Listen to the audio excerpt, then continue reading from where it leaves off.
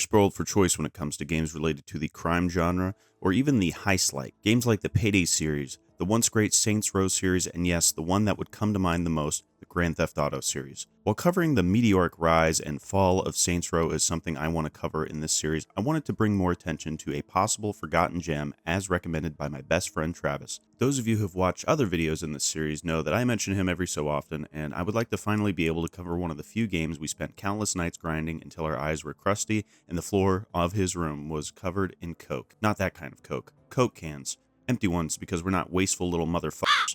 No, today we will be covering the video game sequel to a movie that was also a remake of a film that was adapted from a novel that may have had basis in real life. Savvy?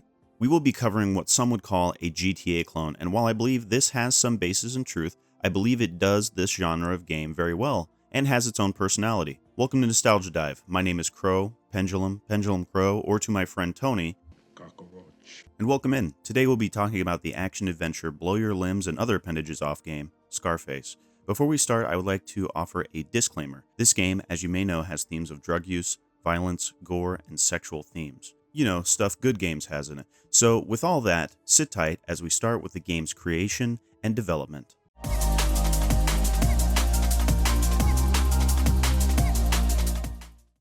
Unlike other games you may have seen in the series, this game was based off of the 1983 film of the same name. If you haven't seen the film, I would heavily recommend it as it spoils the very end of the film at the very beginning of the game. Anyway, Scarface was originally intended to be a direct copy of the film.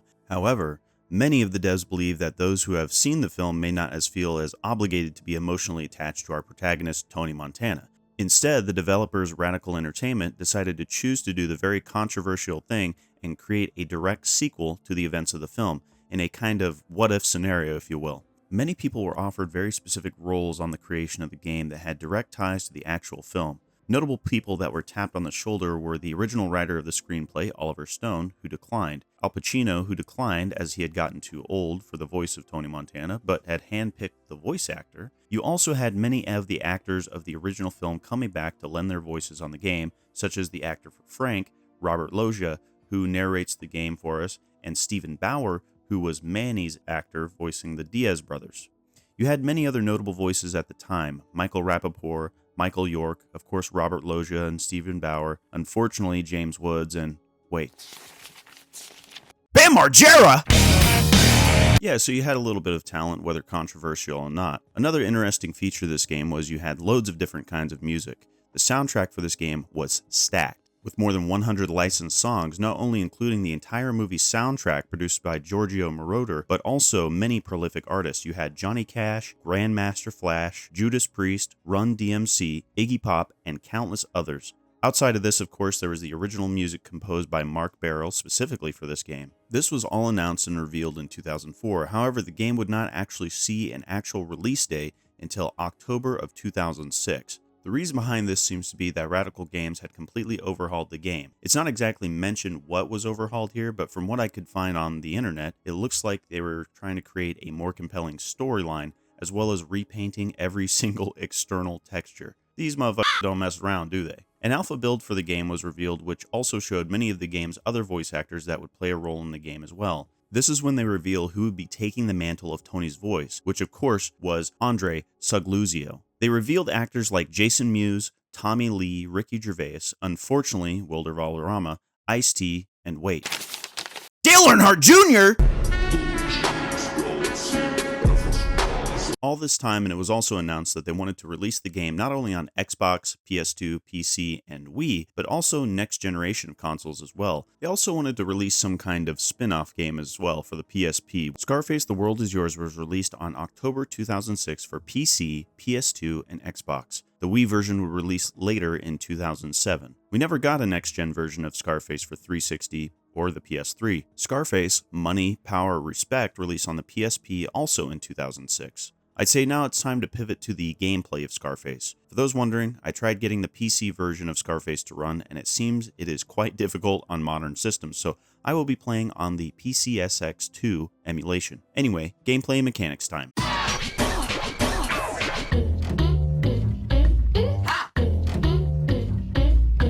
I'm going to keep it 100 with you guys. If you've played a GTA game in the past 20 odd years, then you have a good idea how this one plays. On to the story. Kidding. While this is true, Scarface has a lot of character in its own right when it comes to the mechanics. Combat can actually be as simplified or as complex as the game will allow you to. You can actually just lock on to most enemies and fire and forget, or you can get down to the nitty gritty and aim at individual limbs and possible body parts. Yes, I'm talking about the enemy's cock. This will oftentimes give a reaction to said enemy. Shoot them in the arm area, they will have a harder time aiming. Shoot them in the leg, they may be staggered a moment or even drop to a knee while still shooting. Shooting him in the cock, of course, they will react appropriately as well. Each time Tony ends someone, he will gain balls, basically a meter that will allow him to go on a rampage, automatically locking onto every enemy and taking care of them for good. It's kind of similar to a bullet time mode or the like. However, you don't even have to aim. While in Tony's balls mode, as I like to call it, you are in first person, but this is the only time you will find yourself in said mode because everything else is done in third person. You have various tools at Tony's disposal that will allow you to take care of the gangs in Miami, namely pistols, shotguns, SMGs, assault rifles, snipers, RPGs, greens, beans, you have your various melee weapons as well. This can be hatchets, machetes, and wait, chainsaws! Disrespect your surroundings!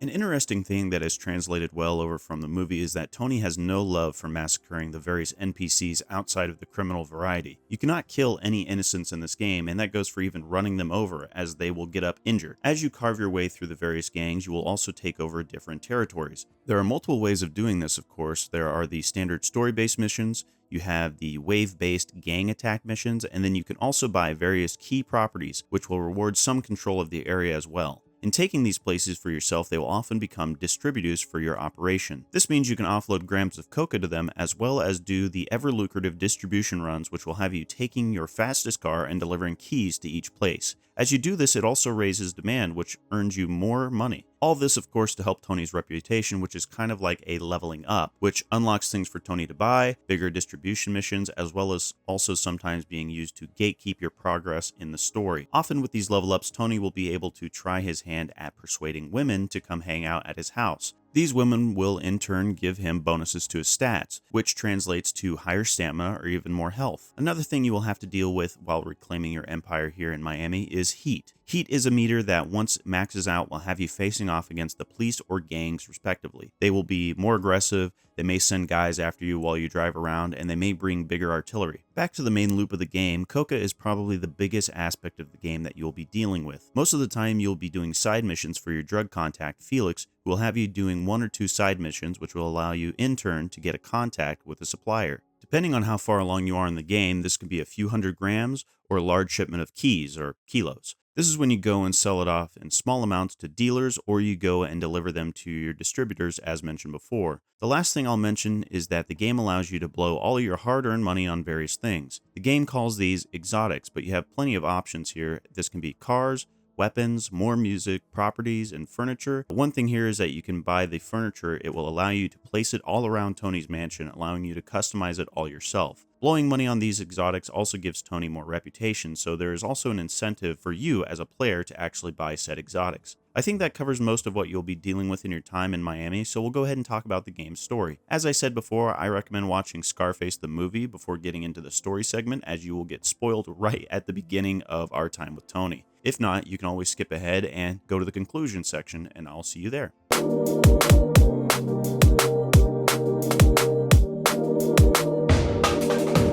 When we start the story of Scarface, we find ourselves reliving the final moments of the movie. The major change here, however, is that instead of getting blasted in the back by a shotgun and dying, we instead do a 180, ice that guy, and then we begin making our way out of the mansion. A previous partner of ours, Sosa, has sent a large group of men to come and take out Tony, his crew, and basically dismantle his entire empire. Making our way through here, we go through Tony's home, through a maze, Tony's tiger makes an appearance, and we try to make it to our vehicle. All the noise, death, and destruction gets police attention, and the SWAT team begin taking out all the gang members. With limited time and a few more injuries than we started, Tony escapes. We actually get to hear a call made by one of Sosa's men that the job is done. Tony Montana will be nothing but a distant memory. We then get a scene where Tony talks to himself in the mirror about his fuck-ups. It seems that he will now go into hiding only to come back once he rests up. A year goes by and we see Tony in a small shack in what seems to be the middle of nowhere. I assume this shack is on some of the islands off the coast of Florida, as we return to a similar place to this a little bit later. Tony, now back to sporting his Hawaiian shirts, makes the long trip back to Miami. And I really think that they did a great job here setting up the sunny city as Tony drives through. We see a bright, beautiful city. Obviously, this is rather inverse to what really goes on here, as of course, we are in the middle of the city's cocaine boom. Anyway, Tony's first order of business here is to go see his lawyer, Sheffield. This is a character, of course, that we would see in the film. Sheffield's assistant is rather surprised to hear that Tony is back, but he's not in office. It seems Sheffield is currently hanging around the Babylon Club, another popular venue we revisit from the movie. We make our way over to the club as carefully as possible. And as we arrive, we finally meet up with George Sheffield. In the film, Sheffield is played by Michael Aldridge, who unfortunately passed in 1997, so now we have James Woods taking over for his voice. When we speak with Sheffield, of course, he is surprised to see us. Tony tries coaxing Sheffield to continue being Tony's lawyer, which seems that he is begrudgingly accepting. However, he says that he'll be charging Tony more for his services. When we try to leave, we are stopped by Vice. If we want our mansion back, we are going to have to pay $10,000, and that doesn't unfortunately include the cleanup crew. Outside of this, Sheffield recommends Tony go see a woman named Coco over in Coconut Grove. Tony blows this off as he has never heard of her before and instead goes and sees a friend of his, Felix. Now, this is a character that is not part of the original movie, but according to the internet, he had stayed being good friends with Tony well after the shakedown at the mansion. Felix works as Tony's informant throughout the whole game and is how we set up with both coke deals as well as information regarding our main villains that we will be dealing with. When we talk to him here, he tells us that once Tony disappeared, it was a war trying to scoop up all the pieces. Once the raid on Tony's mansion was over, it seems Sosa has made a deal with Gaspar Gomez to take over most of Tony's old territory. This has, of course, made things heated between the other movers in Miami, such as the Diaz brothers and Nacho Contreras. Felix tells Tony that he has seen Gaspar personally overseeing an armored vehicle moving cash out of Tony's warehouse. Felix then tells us that there's no real independent dealers that Tony could work with in Miami anymore. However, Felix does tell us that Coco in the Grove would be able to buy from him. Felix and Tony make a deal to have Felix work under him, and we move over to Coconut Grove as carefully as possible.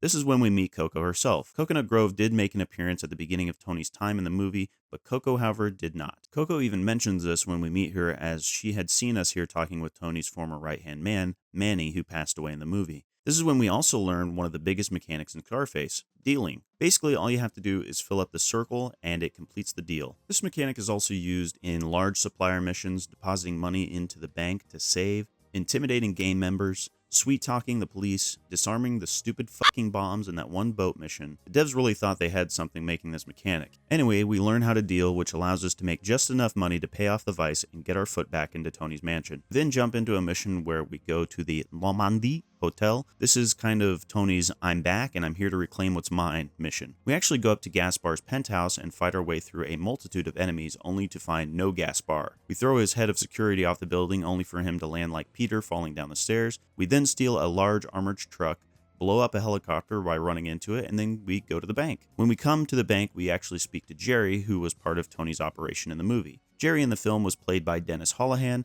Looks like he is still around and kicking, but they have Michael York playing him for this one scene that he is in this game. It seems Tony wants Jerry to be his primary money launderer once more. They come to an agreement, and so now we can take dirty cash and deposit it into the banks all across Miami. This can be a rather frustrating task until you're making millions late game. The thing here is that anytime it goes into Tony's pocket, you have to make sure to secure it. Of course, you must take it to one of these banks, and since they are laundering the money for Tony, they take a percentage of each deposit. The percent goes up for each reputation level Tony gains throughout the game, but the thing is if you mess up the little circle mini game, it can be disastrous. For example, I can have a deposit which they will only take 5%. You mess that shit up, and then they are taking 18%. When they do this, you're just sitting there like, huh? Anyway, this is also one of the two ways that your game gets saved, the other being when you complete story significant missions. We deposit our first $50,000, actually it's more like $49,500, and then we get a magazine. This is when the game will tell us to increase our reputation.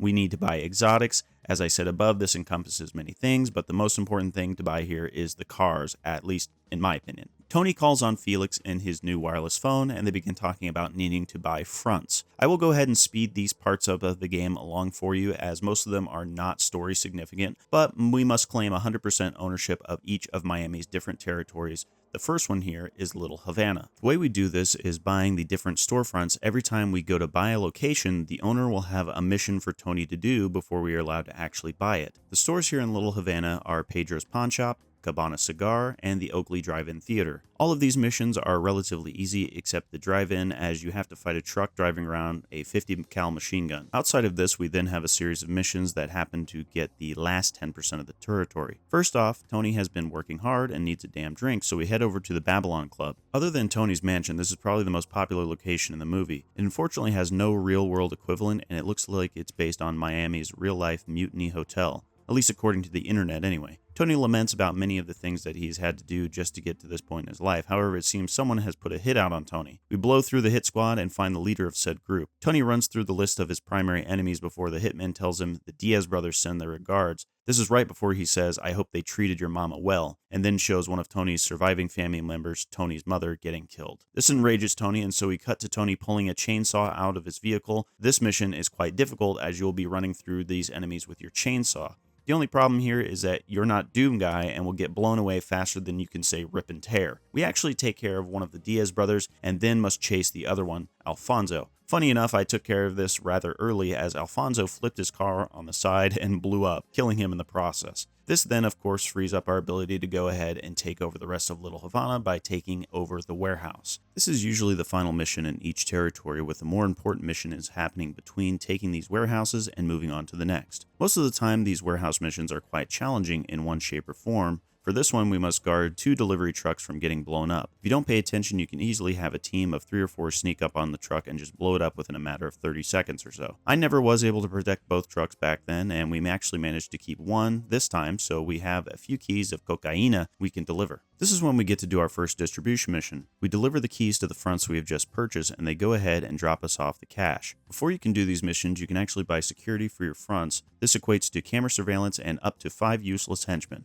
I will talk about my frustrations with these missions later in the conclusion, but I will say that this is your main moneymaker in the game. Eventually, by the end of the game, doing these missions can net you around $30 to $50 million.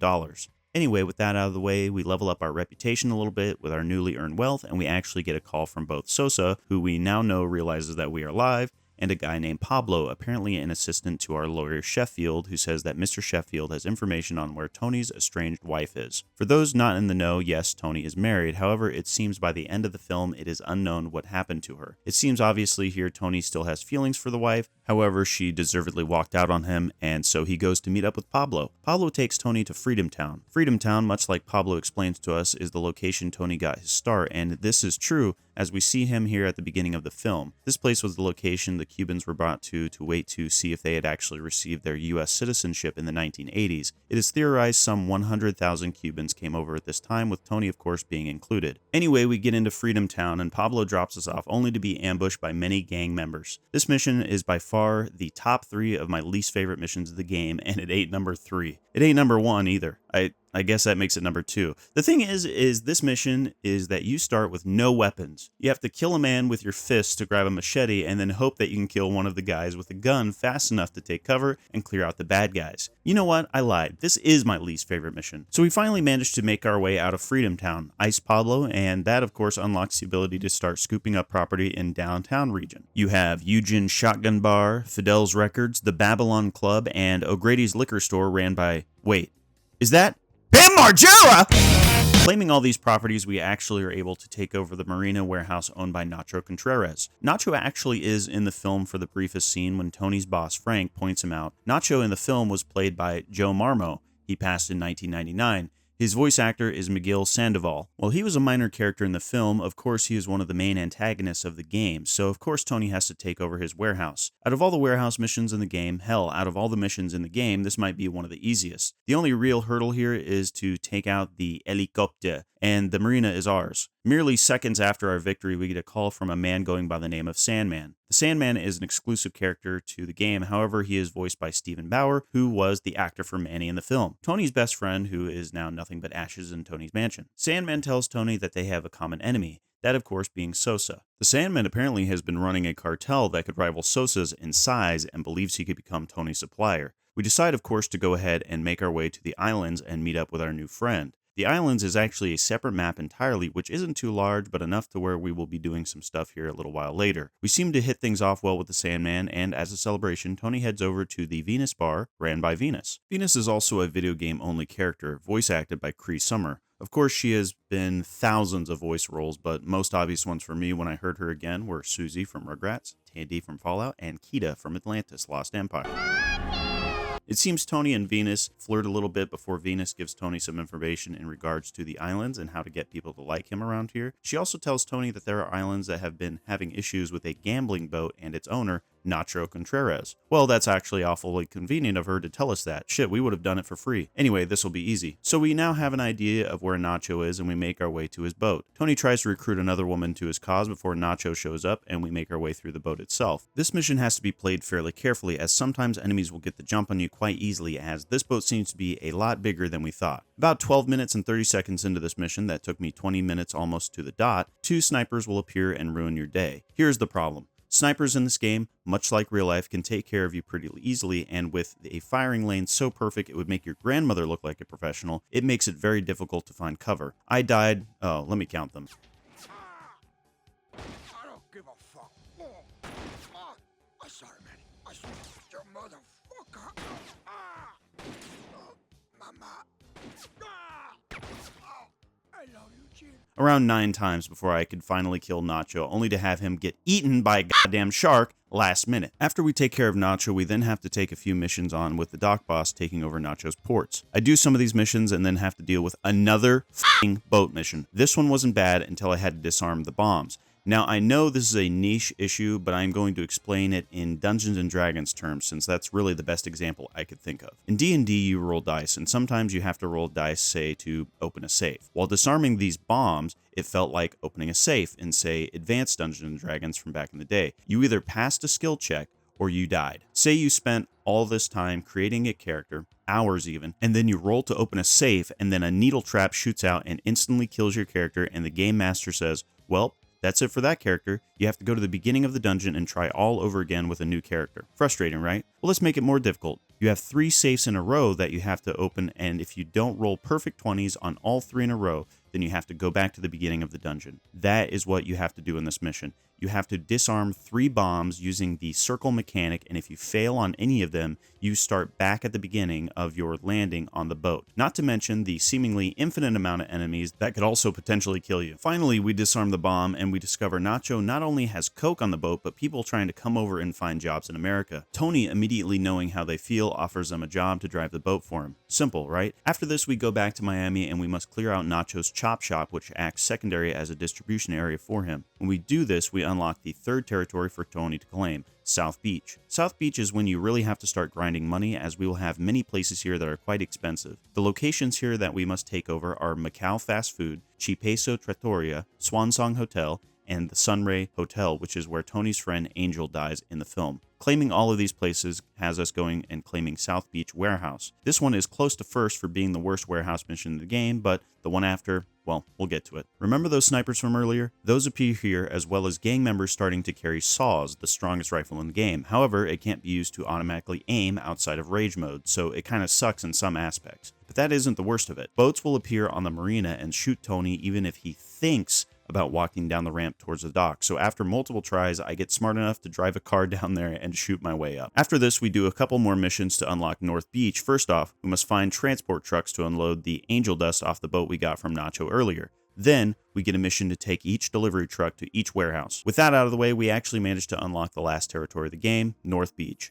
This, of course, being ran by Gaspar Gomez. Gaspar was also a minor character in the film, with only his voice making an appearance.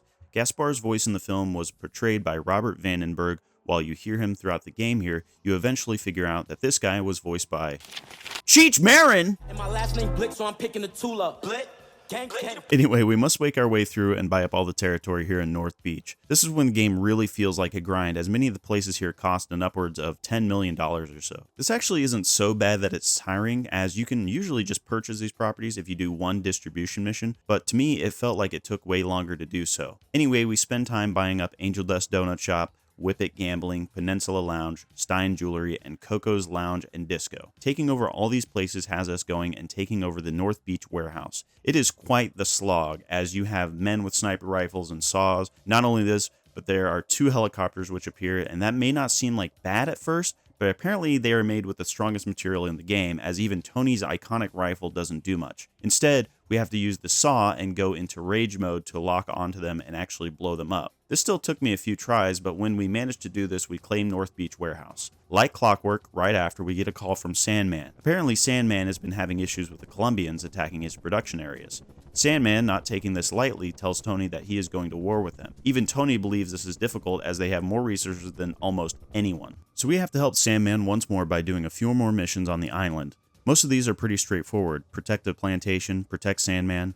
After these, we go to a fairly remote island and discover some keys of coke and save some of Sandman's workers. This mission is not great, as much like the boat mission in the North Beach warehouse, there's a few places where guys with snipers and saws will appear, and after saving one of the workers and getting about 10 packages worth of keys, we actually can escape to the ocean. Sandman talks with Tony one last time. Sandman sells Tony his plantation, giving Tony a constant supply of product and allowing Tony to focus on the most important thing that Tony really wants: to find and kill Alejandro Sosa. We max out our reputation level, and we now have the ability to take a plane to Bolivia. Other than Sosa, we also find the last 2 little cockroaches who have been evading us up to this point: George Sheffield, Tony's former lawyer, and Gaspar Gomez. When we begin this fight, we first clear out multiple enemies in the front yard, only to have Sheffield try and nail us with a bazooka.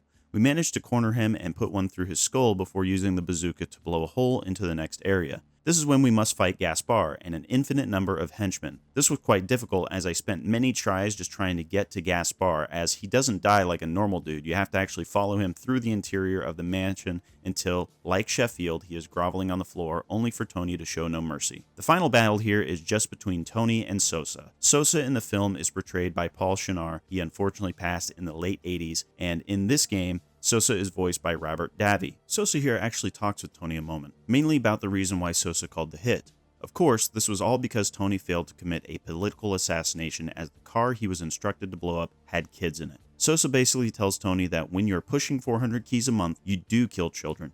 That way heroes don't get confused and go on 60 minutes. They instead crawl back into the hole that they came from. Battle begins, and Sosa has the most health a human could possibly have. The battle spills out into the courtyard, and I'm doing CSGO peeks just to get in a few shots to him before Sosa finally falls. After this, Tony recruits one more person to his cause, as then we see him getting his ending. Sitting in his hot tub with Venus, this relationship seems like it's going well, and that is where the story ends for Tony Montana. This is not the end for the game, as you can continue to play after this, getting all the exotics, clearing out the rest of the gangs. Whatever you didn't finish, you still have time to play. But that's it for the story, so let's go ahead and move on to our conclusion.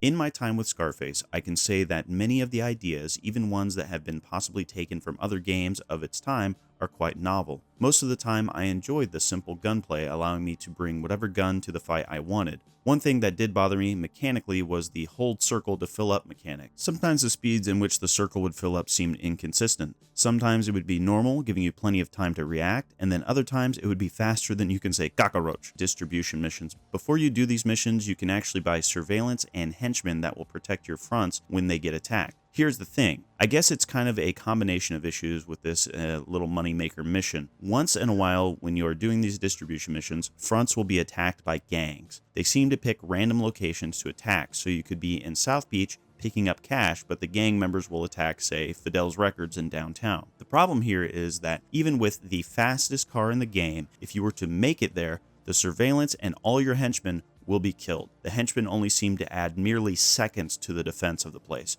So it got to the point where if it was further than one territory away, I wouldn't go and protect them. Sure, I would lose out on the money that the place had, but even trying to go save them seemed like a time waster. Honestly, I just followed a route, picked up my cash, and then if I could save my fronts, I do. If not, well, I just repair them and move on. This may also be tied to your gang heat, which steadily goes up each time you pick up a package during these distribution missions. It is my theory that the higher your heat, the more likely the gang attacks a front. I had some points fronts be attacked 3 times before I was able to end a distro mission. The thing about all of this is when you get into the late game and you have to pay off your heat, it costs an exorbitant amount of money. By the time you finish your distro mission, your gang heat will always be maxed out unless you end the mission early. Paying it off late game costs the player $1.25 million every time, and while you are making quite a bit of money, don't forget that you also have to pay a large sum to the bank to launder your money, which can potentially cost you anywhere from 7% to a potential 20% by the time it is all said and done. And you really only get about 75% of your total earning. I feel a better way to have these fronts be attacked is outside of these distro missions, as then you kind of have to outweigh the cost of, should I go save and repair this place so I can get my maximum return, or should I leave it and play it safe and wait till after? Obviously, this is my opinion, but by the time you are late game, you should feel like it's late game. Tony is a drug lord, for fuck's sake. He should be having his men go and collect the cash for him. Anyway, one of the only other negative things I had wrote down was that the game does have a checkpoint system. However, it flip-flops whether to give plenty of checkpoints through long missions or none at all. For example, you can get checkpoints on some of the warehouse missions, but when you disarm 2 bombs perfectly, that should provide you with a checkpoint for the 3rd so you don't have to do it all over again. Some longer missions, like the ones for Sandman, don't give you checkpoints at all and start you in the middle of the ocean on a boat dock, 2 real-life minutes away from where you have to drive back over to the start of the mission again. I believe the team did a good job at making the locations that we wander around really feel like Miami, especially in that opening shot as Tony is rolling around in his leopard print convertible. The music choice, even the ones that didn't come out in the 80s, were great to listen to, and most songs didn't become too overplayed, and I didn't have an issue with just letting them play, even when it played outside of the vehicle. I think some of my favorite songs in the game played only 1 or 2 times in the 28 hours I had played this game. This game gave me a great time. Even the glitches didn't really bother me too much. Some of them even made me laugh, like Alfonso's car flipping. Many of Tony's quips or even some of the henchmen or enemies' dialogue lines got a chuckle out of me as well. One I didn't really enjoy that much was the random screaming, which would happen often. All in all, Scarface, The World Is Yours was a great return and reminded me of the days that I would just grind cash and just be able to pimp my mansion out. Not only this, but it was one more game me and my best friend can bond over for the rest of our lives. Recently, it seems the game has, incidentally, while making this video, been accidentally put on Steam to be purchased for PC. Is that possible hint of working on the game to be usable on modern systems? Fuck if I know. Thank you guys for watching. Next month's video will not be a typical Nostalgia Dive video, but you still will be getting a video. If you guys want to watch me live over on Twitch, I stream from 10 p.m. Central until usually 1 or 2 in the morning on Wednesdays and Fridays, with a possible 3rd day depending on how I plan on working that into my schedule. I've been posting VODs of those streams again, so you should be able to catch them afterwards, but I'd love to hear your thoughts on some of the games that I have covered or even recommendations. Anyway, thank you all for watching, and I'll see you next time. Peace.